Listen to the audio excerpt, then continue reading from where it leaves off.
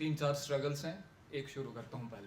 पहली स्ट्रगल हम राइटर्स की ये होती है कि हमें ढूंढना पड़ता है पढ़ना क्या है, हर जगह कंफ्यूज होते हैं। और 2-3 स्ट्रगल्स में से एक ये भी है कि हमें संजीदा शायरी पढ़ने से पहले कॉमेडी करनी पड़ती है ताकि लोग यहीं रहें कि हमें यही बात करनी है।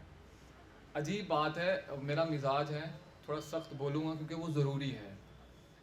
मैं वो करने आया हूँ जिसको सुनने में लोग लीस्ट इंटरेस्टेड होते हैं, शायरी। अब इसी शायरी को हम रैप में करेंगे तो लोग स्वैग समझते हैं, और इसी शायरी को जो हम संगीत में लाते हैं तो लोग इसको बड़ा रूह वाला कनेक्शन बताते हैं। और यही शायरी जब हम करते हैं तो लोग कहते हैं भाई निकल यार, टाइम हो रहा है, कुछ और सुनना है मेरे को। तो ये एक बड़ी ज़रूरी चीज़ है। डिज़र्विंग रिस्पेक्ट मुझे ना दी जाए, जो डिज़र्व करता है उसको बेटरली ये चीज़ दी जाए क्योंकि वो उसका हक बनता है।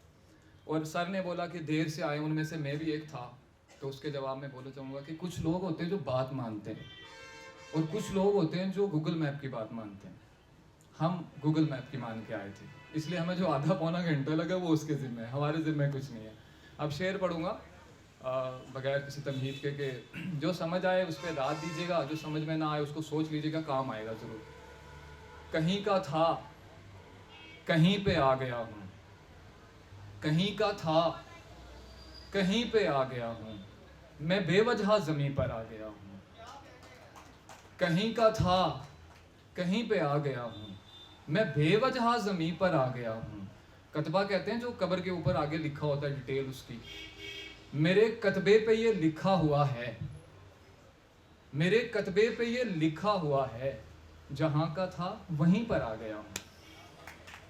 मेरे कतबे पे ये लिखा हुआ था, बहुत शुक्रिया सर, बहुत शुक्रिया, जहाँ का था वहीं पर आ गया हूँ। और कुछ शेर देखिएगा कि इसमें मैं पोइटिक लिबर्टी थोड़ा यूज़ करूँगा, इससे ज़्यादा अंग्रेज़ी मुझे आती भी नहीं। नींद से डरते हुए ख्वाब में सो जाते हैं, नींद से डरते हुए ख्वाब में सो लेते हैं, हम कई बार तो हंसते हुए रो लेते हैं। नींद से डरते हुए ख्वाब में सो लेते हैं, हम कई बार तो हंसते हुए रो लेते हैं।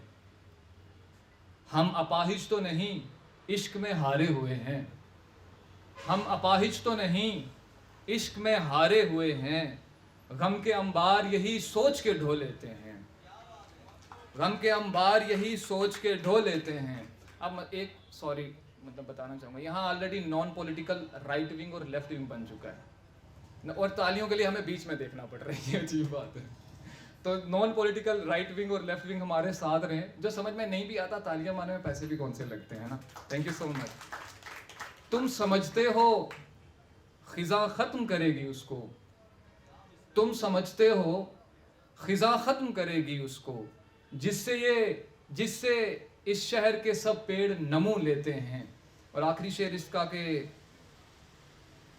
अगली नस्लों के लिए साया करेंगे साहिल, अगली नस्लों के लिए साया करेंगे साहिल, आओ कुछ पेड़ सरे दश्त भी बो लेते हैं।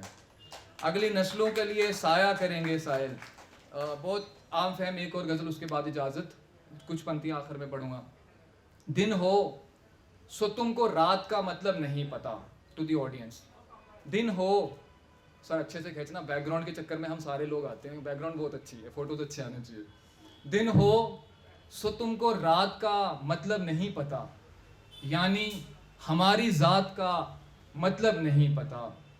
उनसे खुदा की ज़ात का क्यों पूछते हो तुम, उनसे खुदा की ज़ात का क्यों पूछते हो तुम, जिनको खुद अपनी ज़ात का मतलब नहीं पता। उनसे खुदा की ज़ात का क्यों पूछते हो। मेरा कॉन्फिडेंस लेवल देख रहे, तालियां नहीं भी बज रही, फिर मैं सोच रहा हूँ अच्छा शेर है। उनसे खुदा की ज़ात का क्यों पूछते हो तुम, जिनको खुद अपनी ज़ात का मतलब नहीं पता। तुमने किसी की आंख से देखे हैं सारे रंग। यकीन माने अगर ये शेर आपको देर रात तक समझ आया ना, आप जागेंगे। तुमने किसी की आंख से देखे हैं सारे रंग, तुमको भी कायनात का मतलब नहीं पता।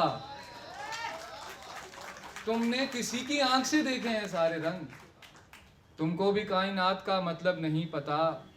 जिस हाथ में रखोगे वो खुशबू लुटाएंगे, जिस हाथ में रखोगे वो खुशबू लुटाएंगे। फूलों को जात पात का मतलब नहीं पता, जिस हाथ में रखोगे वो खुशबू लुटाएंगे, फूलों को जात पात का मतलब नहीं पता, आए कभी और गौर से देखें हमारी ओर, आए कभी और गौर से देखें हमारी ओर, जिनको शिकस्ता जात का मतलब नहीं पता। बहुत शुक्रिया।